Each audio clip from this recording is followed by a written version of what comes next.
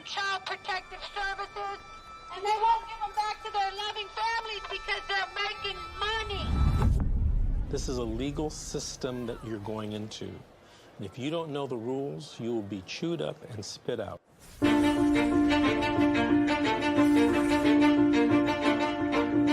If I could say anything to a mother who just got their children detained, you're in a crisis. Yeah. Life feels like it's over. The most important thing is regaining custody of your children. The child welfare system at its core is designed to protect children who need protection, okay? And that's key, is who need protection. So social workers, out of fear, will remove more children rather than only remove those children that truly need to be removed. It's okay. It's okay. This isn't someone stole your car. Someone broke into your house. This someone took your child, your flesh and blood. It doesn't say on this order that it was not proven. It says untrue. I immediately knew that, okay, well, this ain't over.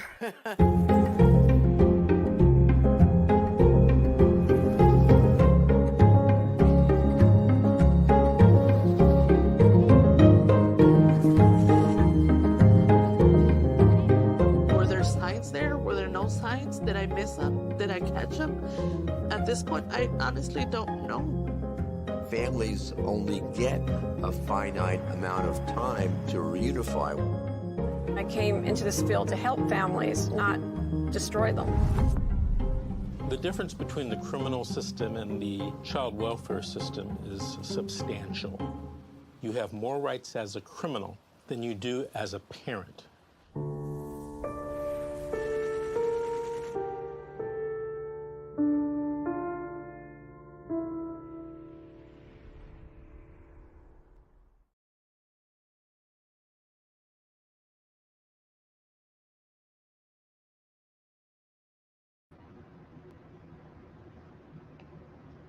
Good morning, everybody. I'm Cassandra, and I'm the host for Fight CPS with Cassandra. Today, I'm actually going to be talking about something that I think needs to be said. A lot of parents who go into these cases and go into the courtroom, they're not prepared enough. Like, when you guys go into the courtroom and you talk to this public pretender that you guys have, you're not prepared. And the number one thing on one of the things that I have looked on and researched through the websites that I go on, and I research all this stuff, is I've seen something about how to represent a parent in child welfare cases, and it's a class for attorneys. And one of the number one things is that they tell them to look for is how you present yourself, if you're presentable. One of the number one things is to be presentable when you go into the courtroom, because if you're not, the lawyer will not let you speak. Be presentable. That's one of the ways they can fight for you, is if you're presentable. Second, when you're being presentable, tell them to fight for you. There's like 3 different ways an attorney can fight this kind of case that I've seen on this class that I was taking. One of them is for you to be presentable and then to totally like disagree with everything that's being said. Another is to fight by telling them that there's proof that there's going to be trauma from them being removed from you. Which is everywhere. There's research everywhere saying about how much trauma it would be more for a child to be removed from the parents than to remain with the parent. I see it all the time. I've read so many things that It's way more traumatic for a child to be removed from the parent than be in foster care away from said neglect or abuse.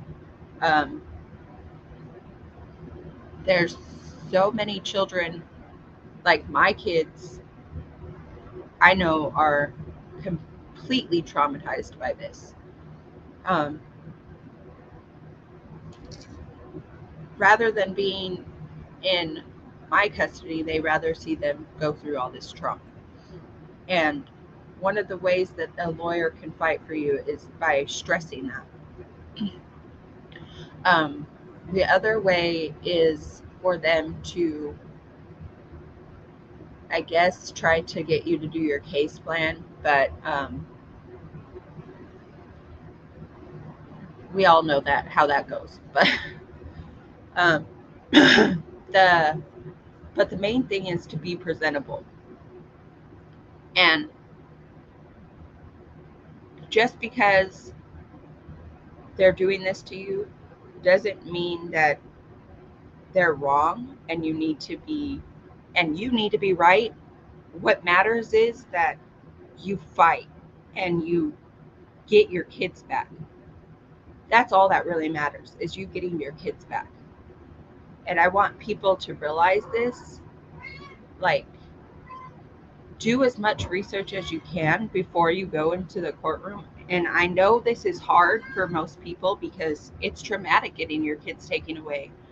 But when you think about it, if you go into that courtroom prepared with a lot of knowledge and you know what you're talking about, like if you take these classes that I take, or you go and research stuff on the Child Welfare Gateway and you see how to go about talking to your public pretender, if you can't afford an attorney and that's all you have, go in there with as much knowledge as possible and respect.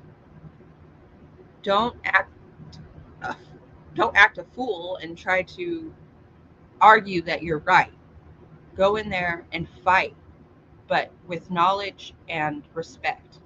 Those are the two main things that you need to know, is have knowledge and respect on your side. Be calm, be collected, and don't show that you're hurt, obviously, even though you are, but show your best self. It will help you a lot. Do as much research as possible so when you're talking to your attorney, the public pretender, that they see that you know what you're talking about. And I believe this would help a lot of people. That's one thing I want to stress, is know what you're talking about. Do everything you possibly can to know what's going to happen next. Read Mr. Davis's books, especially the Secret of Fighting CPS. Read that book front to back, cover to cover, as many times as you need, so you know what you're going to go through in this process. It's the best thing you could do. And I feel like not enough people are doing that. They're just going in there with their feelings and emotions, of course, because of the fact that your child just got taken away. And we all know how that feels. We all know that it hurts. But the best thing for you to do is to have knowledge and respect when you go into a courtroom. And it could change dramatically. Be presentable, because these are your children we're talking about. These are your children. These are our future. This is what this whole thing is about, is the children. Not us, not them, the children. We need to fight for our kids and get them back. That's all there is to it. Doesn't matter if they're right, you're right. That doesn't matter. You need to figure out how to get the kids back into your custody. Simple as that.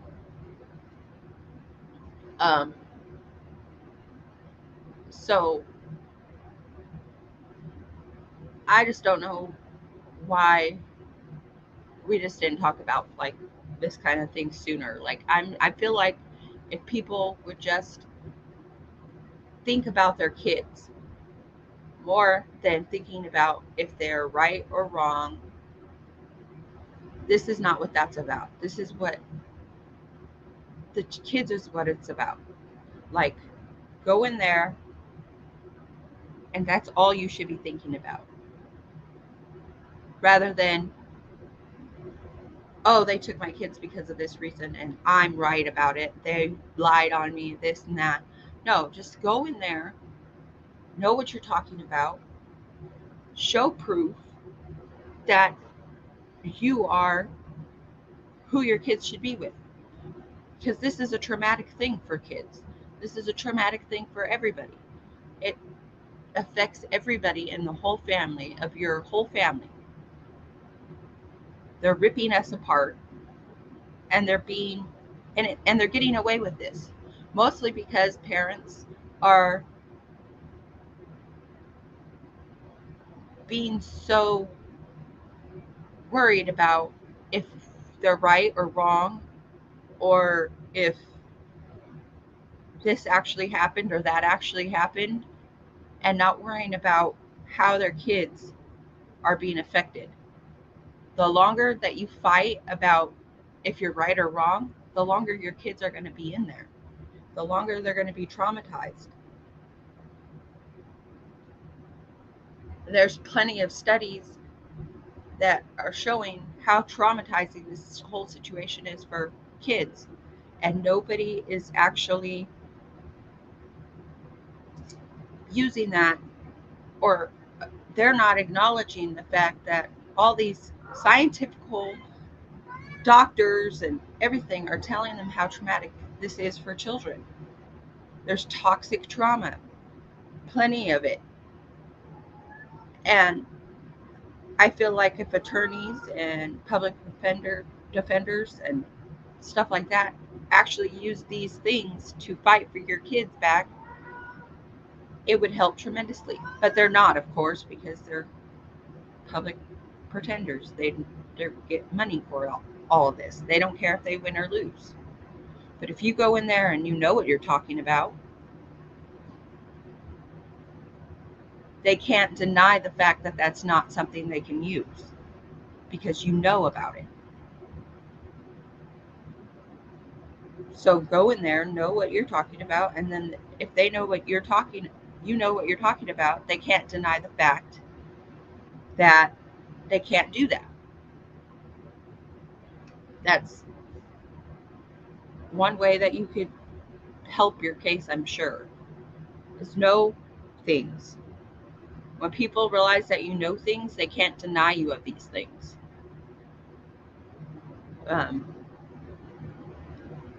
I just can't stress that enough. Like, just know, if I knew all the things that I know now, back then, if I knew all that stuff, I feel like my case would have went a whole lot different. A whole lot different. I feel like I would probably have my kids right now. And I regret thinking that I was like the best parent, or that I was a good parent and this couldn't happen to me.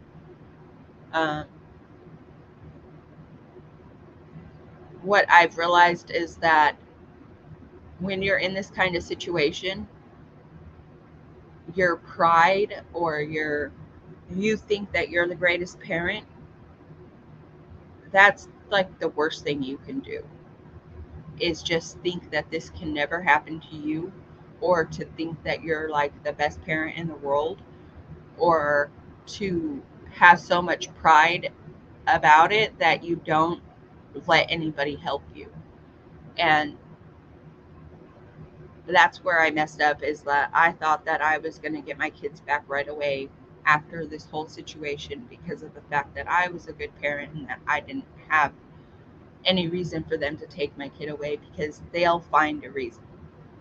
No matter what it is, they'll find a reason, and they'll say whatever they can to take your kids out of your custody.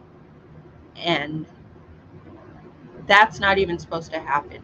What is supposed to happen, and what I've read is supposed to happen, and told what is supposed to happen, is that throughout the whole case, when it's open, they're supposed to be finding a way for the kids to have a permanent placement,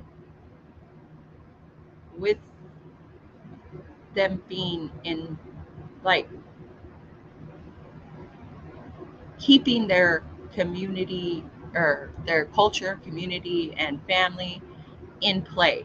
So they're always constantly supposed to be finding somebody to be their permanent placement within their community, family, kinship, things like that. Throughout the entire case, they're supposed to be looking for this. And what I've realized is that even though they say they are, they don't, because there's plenty of times where my kids could have been with family members or people that actually want them, that are part of their connection or their family unit, like family friends or people like that, and they refuse to give my kids to those people, or look into giving my kids to those people. So getting back on track, the trauma that these kids are being put through is tremendous. The whole thing that I'm trying to get across is that when kids are in the foster care system and they're going through this trauma, by the time you get your kids back, this is what they're trying to do, is that when you get your kids back, it's going to be hard for you. One, because they're going to be traumatized. They're going to see, this is what I'm afraid of when I get my kids back, is that my kids aren't going to feel like they're getting everything they need, because I feel like when they're in there, they like,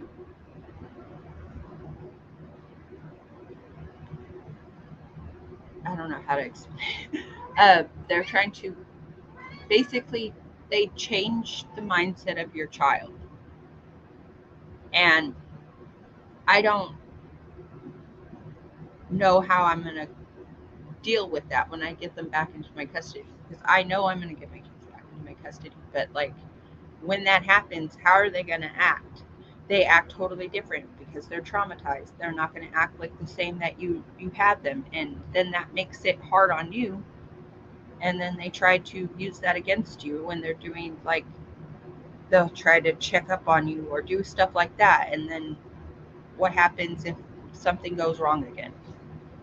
And I feel like that's what they're counting on, is that, like, I'm not going to be able to take care of my kids once I get them back because of how much trauma they already put them through.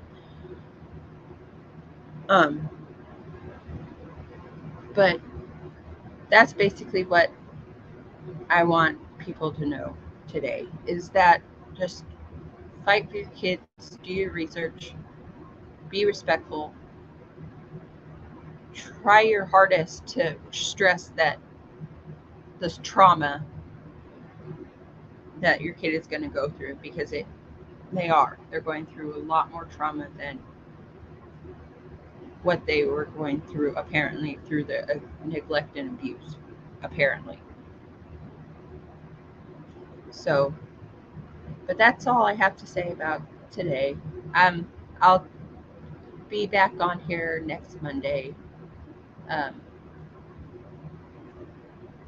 9 o'clock. Thank you. Have a nice day.